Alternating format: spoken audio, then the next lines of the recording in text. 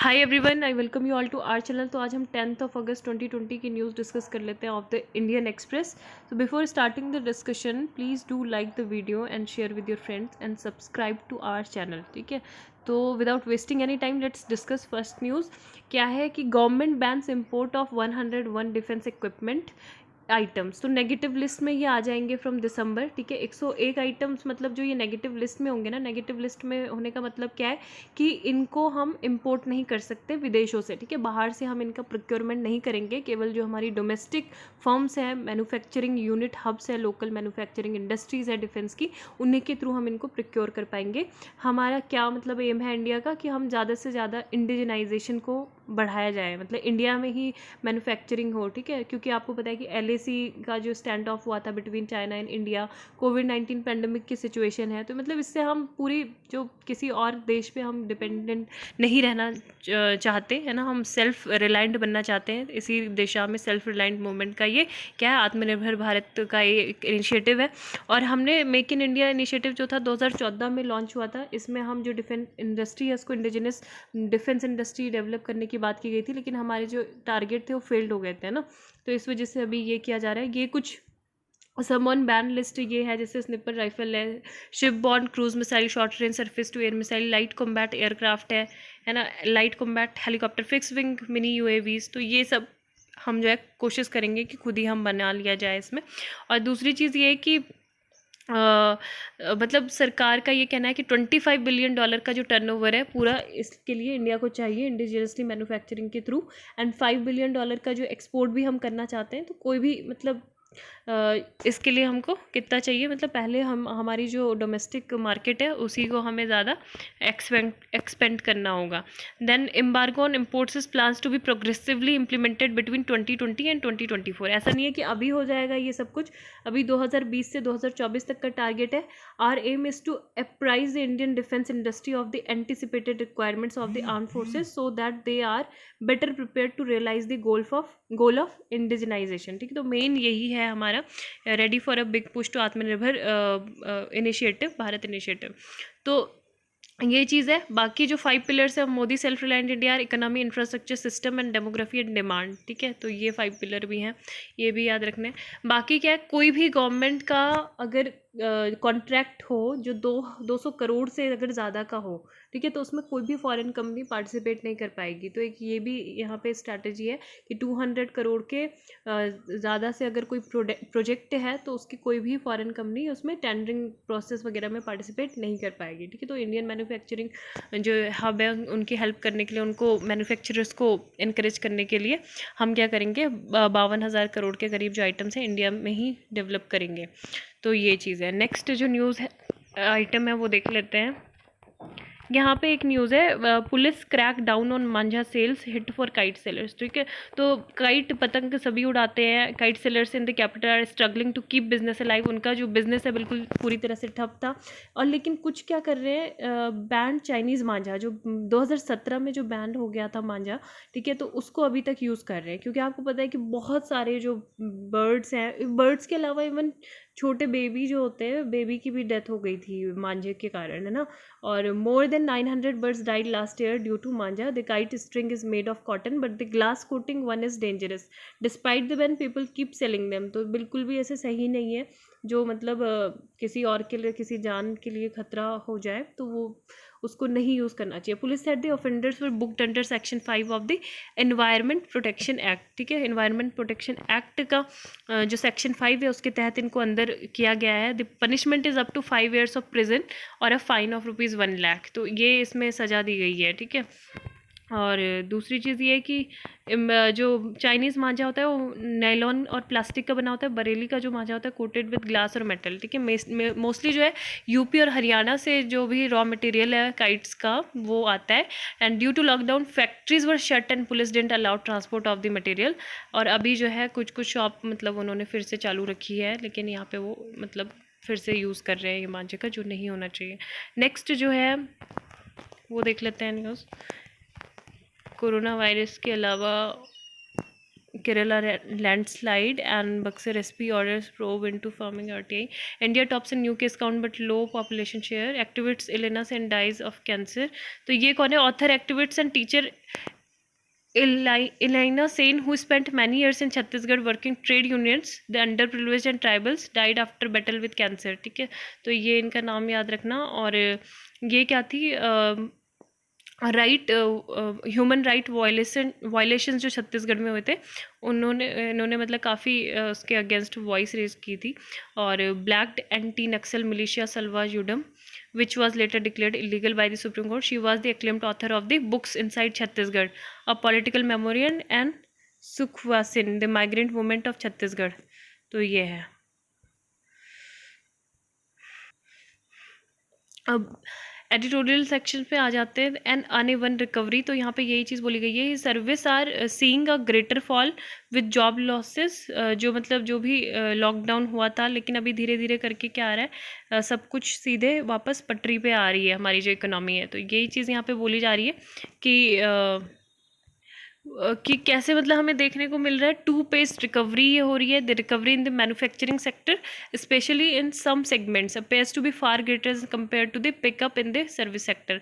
अब जो ये ट्रेंड जो है ऑब्जर्व किया गया परचेजिंग मैनेजर इंडेक्स के थ्रू, PMI जिसको बोलते हैं, फॉर द टू सेक्टर्स. ठीक है, तो सर्विस सेक्टर और मैन्युफैक्चरिंग सेक्टर के लिए होता है. मतलब ये होता क्या है PMI, कि ये एक इंडिकेशन होता है. It is an indication. किस चीज़ का इंडिकेशन?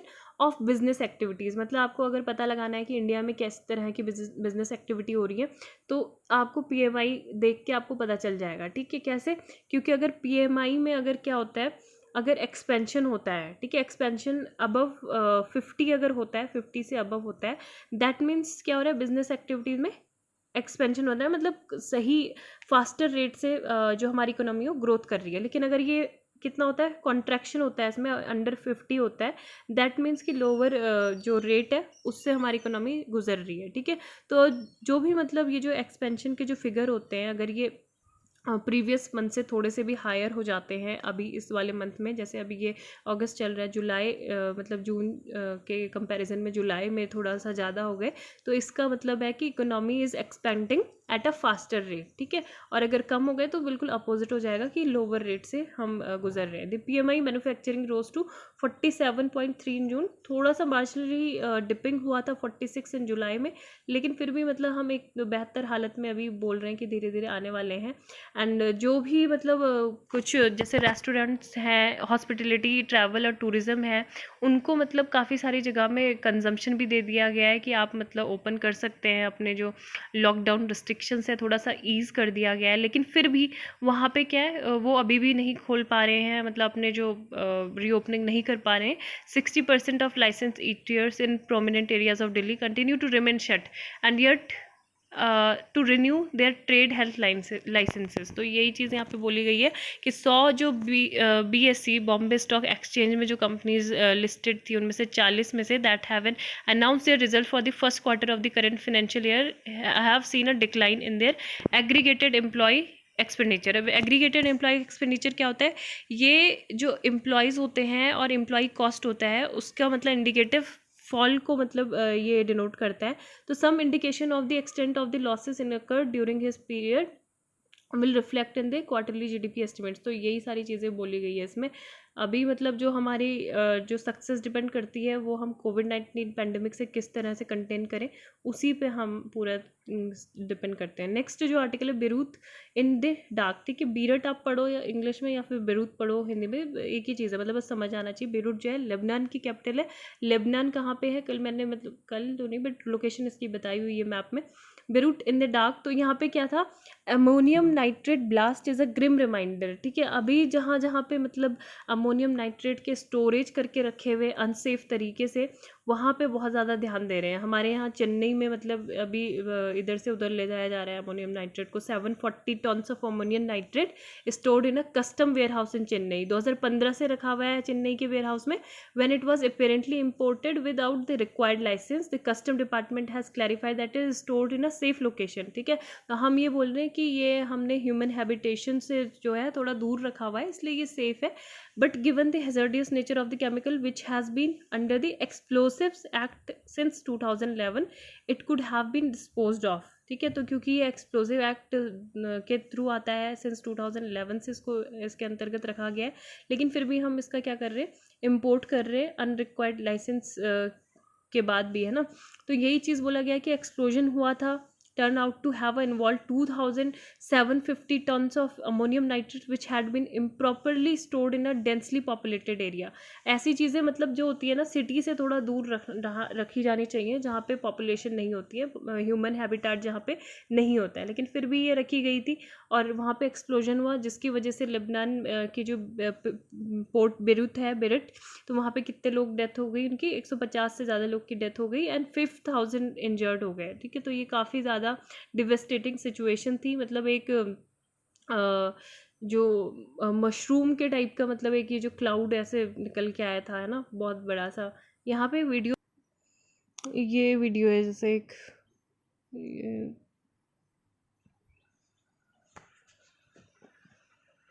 सॉरी,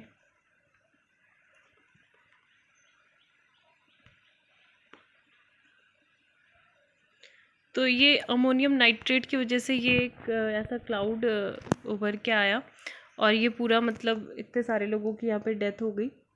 और ये मेनली मतलब इसे क्या बोला जाता है, अमोनियम नाइट्रेट को, ये एग्रीकल्चर एक्टिविटीज़ में यूज़ होता है, लेकिन ये इसमें हाई नाइट्रोजन फर्टिलाइज़र इसको बोला जाता है।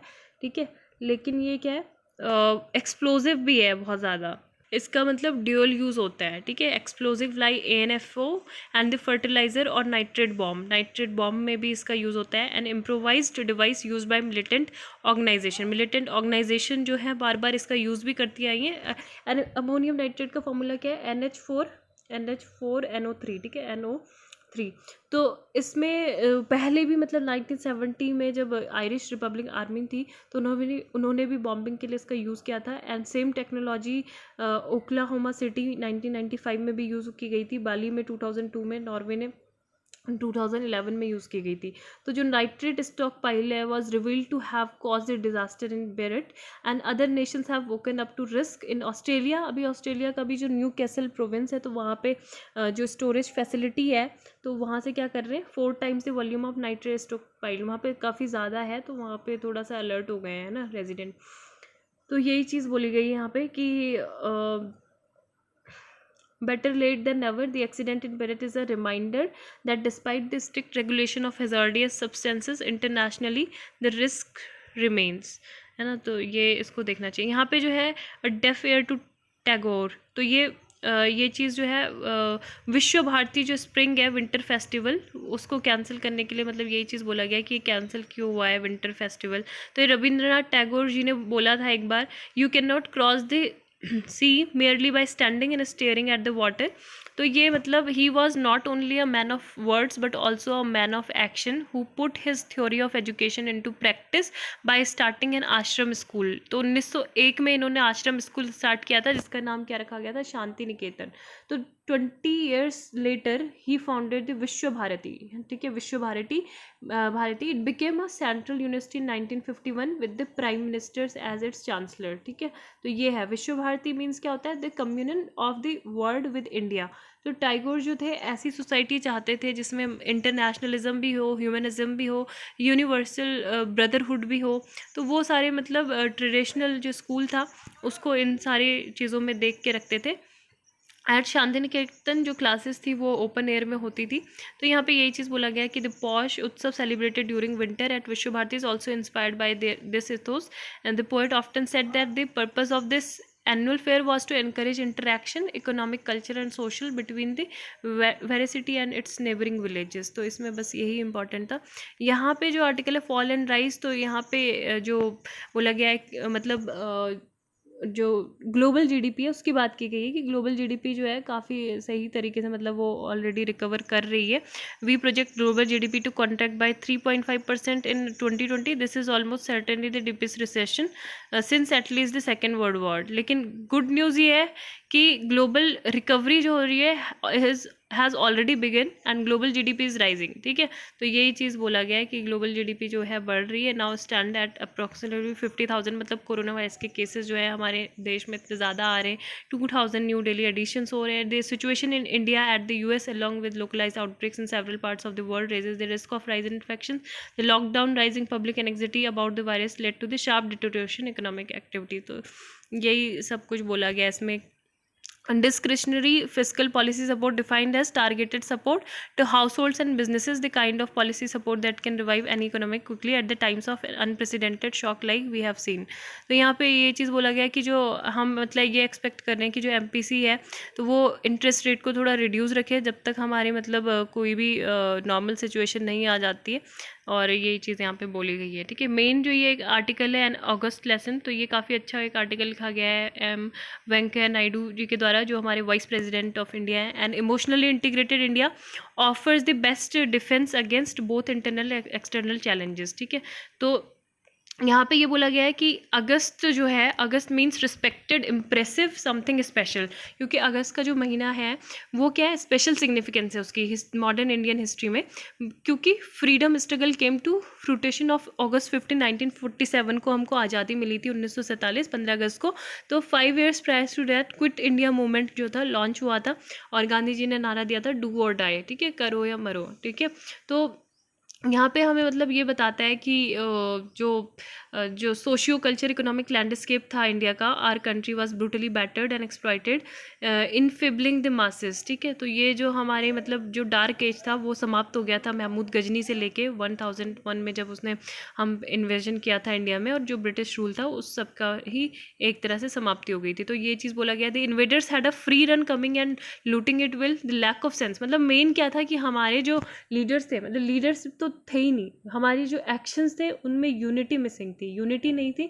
और बाकी के जो सारे मतलब जो रूलर थे दूसरे देशों के, उन्होंने इसी को सॉफ्ट टारगेट किया है ना, कि इंडिया में अपने आपस में तो कोई एकता नहीं है, तो चलो मतलब सब लोग अटैक करते हैं इन पे।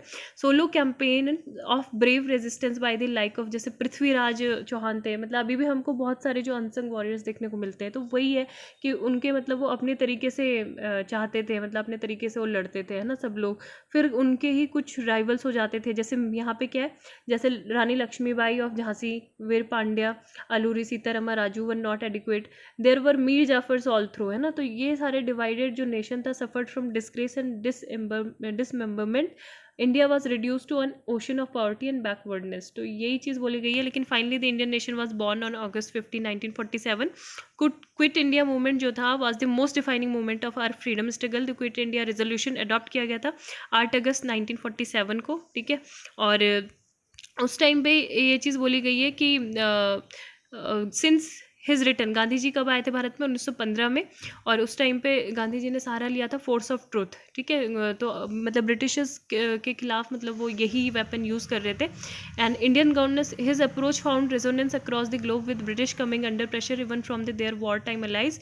गांधी जी इंगेज, गांधी जी ने काफ़ी टाइम तक ब्रिटिश को नेगोशिएशन में इंगेज रखा, एंड इंडिया को मतलब क्योंकि वहाँ पे सेकेंड वर्ल्ड वॉर जब हो रहा था, तो इंडिया से बिना, उनके जो लीडर्स हैं इंडिया के, उनसे कंसल्ट किए बिना ही वहाँ पे वॉर के लिए भेज दिया था फ्रीडम स्ट्रगल, लीडर से पूछा नहीं गया।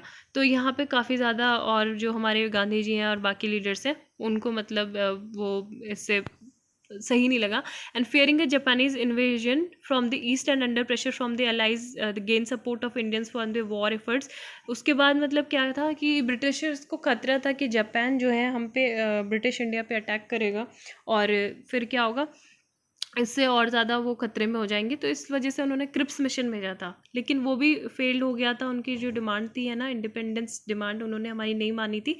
तो उसके बाद उन्होंने डिवाइड एंड रूल जो हमारी कंट्री के साथ खेला, ठीक है, ब्रिटिशर्स ने। तो यही चीज़ यहाँ पे बोला है कि the freedom struggle was marked by different streams. अब उसमें अलग अलग टाइप के जो थे, आपको पता है 2 दल थे ना, नरम दल गरम दल, मॉडरेटर्स और एक्सट्रीमिस्ट थे। तो मॉडरेटर्स जो थे वो किसके थ्रू करते थे, पिटिशन के थ्रू, है ना, पिटिशन, प्रेयर्स और ये सब वो करते थे। उसमें कौन आते थे, जैसे दादा भाई नौरोजी, फिरोज शाह मेहता, ये सारे थे। इंक्रीमेंटल इम्प्रूवमेंट्स थे। और दूसरे क्या थे, असर्टिव नेशनलिस्ट थे, जैसे लाला लाजपत राय, लाल बाल पाल जिनको बोला जाता है, बाल गंगाधर तिलक एंड विपिन चंद्र पाल। तो ये बोल्ड एक्शन पे बिलीव करते थे। फिर कुछ रिवॉल्यूशनरीज थे, जैसे खुदीराम बोस, चंद्रशेखर आजाद, भगत सिंह, है ना। तो ये क्या थे, ये आर्म्ड रेजिस्टेंस पे फोकस करते थे। नेताजी सुभाष चंद्र बोस ने भी आईएनए को रिवाइव किया था और जापानीज़ की हेल्प ली थी ब्रिटिश से, मतलब इंडिया को इविक्ट करने के लिए। However Mahatma Gandhi who emerge as the voice of the freedom struggle for over 30 year, 30 साल तक मतलब हमने स्ट्रगल किया महात्मा गांधी जी ने। और ये चीज़ बोला गया है कि टेम्पल्स का मतलब बहुत ज़्यादा इम्पॉर्टेंस रहा है हमारी हिस्ट्री में, इंडिया को यूनाइट करने में भी उस टाइम पे, क्योंकि मेजर जो टेम्पल्स थे वो अटैक किए गए थे, लूटेड हुए थे, लूट मतलब उनको डिस्ट्रॉय किया गया था, और रिजल्टिंग इन सेक्रिलाज। महमूद गजनी जो था, उसको आपको पता होगा कि उसने सोमनाथ टेम्पल को काफ़ी बार डिस्ट्रक्ट किया था, 1001 to 25 इट टुक ओवर। उसको बनाने में, रिस्टोर करने में कितने टाइम लग गया, 925 साल लग गए, और 500 साल हमें जो राम टेम्पल है उसका कंस्ट्रक्शन स्टार्ट करने में लग गए। तो ये चीज़ बोला गया है कि जब भी मतलब डिवाइड हो जाता है समाज का, सोसाइटी का, कोई किसी के द्वारा भी, तो उसमें हमें इतना लंबा समय उसका प्राइस पेड करना पड़ता है। तो ब्रिटिश रूल एज बेनिफिशियल, मतलब बहुत सारे एपोलॉजिस्ट जो होते हैं ऑफ कॉलोनिज्म, तो वो फिर भी क्या बोलते हैं कि यार ब्रिटिश तो जो थे वो ज़रूरी थे, अगर आज ब्रिटिश नहीं होते तो ये जो आप ट्रेनें देख रहे हो, ट्रेनों से आ जा रहे हो, वो होती ही नहीं। ठीक है, तो ये ब्रिटिश रूल को वो बेनिफिशियल बताते हैं इंडिया के लिए। लेकिन एक मतलब ये चीज़ सबको पता होनी चाहिए, nothing is farther from the truth, कि जो भी इनिशिएटिव ब्रिटिश के थे were guided by their commercial and administrative interest. ठीक है, वो उनके कमर्शियल और एडमिनिस्ट्रेटिव इंटरेस्ट के लिए थे, इसीलिए इनको क्या बोला जाता था, एक्सीडेंटल पॉजिटिव बाई प्रोडक्ट्स, है ना, कि मतलब आकस्मिक सकारात्मक उत्पाद, की मतलब ना चाहते हुए भी वो कुछ पॉजिटिव चीज़ें हो जाना, है ना। The noted economist Usha Patnaik, इन्होंने बोला था काफ़ी ज़्यादा अपना रिसर्च करके, data on tax and trade, कि ब्रिटेन ने 45 ट्रिलियन डॉलर जो थे ड्रेन किए थे during 1765 to 1938 in different ways. तो ये काफ़ी ज़्यादा सोचने वाली बात है। The humiliating experience of the last millennium should guide us. The first lesson is united we stand, divided we fall. तो यही चीज़ें इंडिया को मतलब यूनाइट रहना होगा। Indian with the necessary tools realise his और her fullest potential, strong sense of Indianness. जब भी इंडियननेस आएगी तो वो सुपरसीड करेगी ऑल अदर आइडेंटिटी। तब हम मतलब ये नहीं बोलेंगे कि हम हिंदू हैं, मुस्लिम है, सिख है, ईसाई है, ऐसे नहीं बोलेंगे। तो सबसे पहले इंडियननेस आनी चाहिए, that supersedes all other identities, and a deep commitment to national interest should guide our actions. तो यही चीज़ यहाँ पे बोली गई है। और नेक्स्ट जो देख लेते हैं। Thank you, have a nice day.